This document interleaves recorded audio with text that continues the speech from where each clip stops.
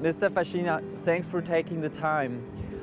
We're coming together here because Maidan, the protests on the Maidan Square in Kiev, are about 10 years ago. How has that changed the country?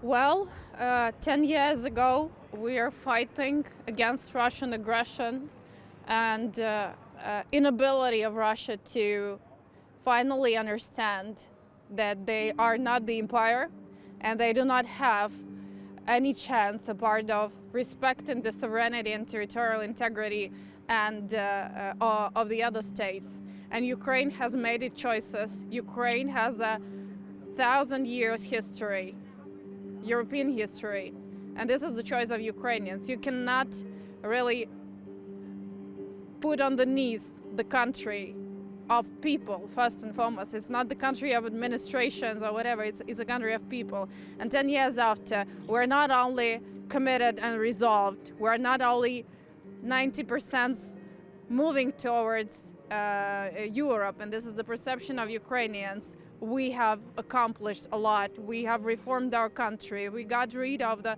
post-Soviet legacy. We have transformed our legislation and our country, and we are now ahead of joining the European Union and I hope NATO the other day. But unfortunately, the price is going only higher. Were the protests the starting point for Ukraine in the European Union? It was not the starting point. It was very clear that regardless different leaders and prime minister and a really turbulent time since we gained independence, this was a smooth way towards. We became member of the Council of Europe. We declared our aspirations back in 1999, and this was not a very nice way, but it was a smooth way.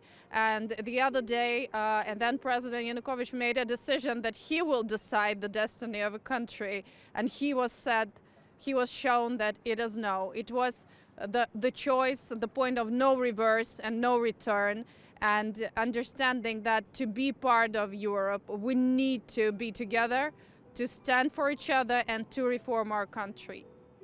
And how's the process going? Is Ukraine well on the way of becoming a member of the European Union?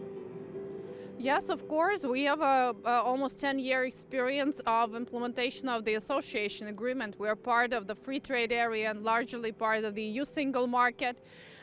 We have an enormous capability of our economy even surviving throughout the war and ensuring the global food security. But we are also doubled and tripled our efforts to perform the reforms related to fight against corruption and the rule of law. And this year, the last year of the war, a part of the victories on the front line was also marked by the remarkable reform progress. And based on that, on this solid progress, Ukraine is now aspiring to get the decision to start the accession talks and to move further across all the reform agenda. When could this become reality, Ukraine being member of the European Union? Ukrainians are patient.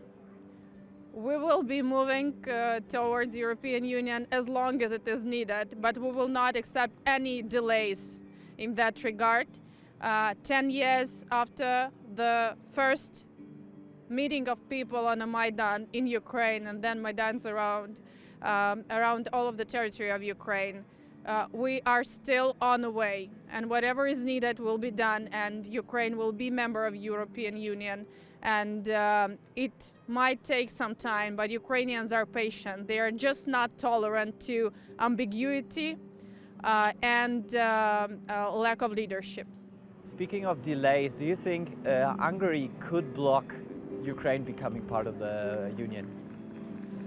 Well, it's obvious that legally the veto or blocking by one country disables all other member states to take the decision. But our very clear understanding that any veto from any country would be a veto from European Union, and I'm sure that that there is a consensus on all the set of the decisions on the table, and EU will not allow to put its future on hold.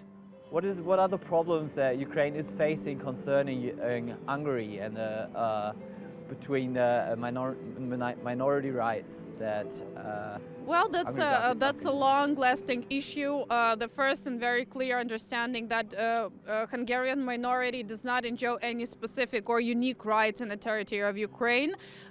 It exists and coexists the same way as the other minorities: the Romanian, the Bulgarian, the Greek minorities, the other ethnicities in Ukraine. And basically, we see the politicization of this issue in Hungary, but we know.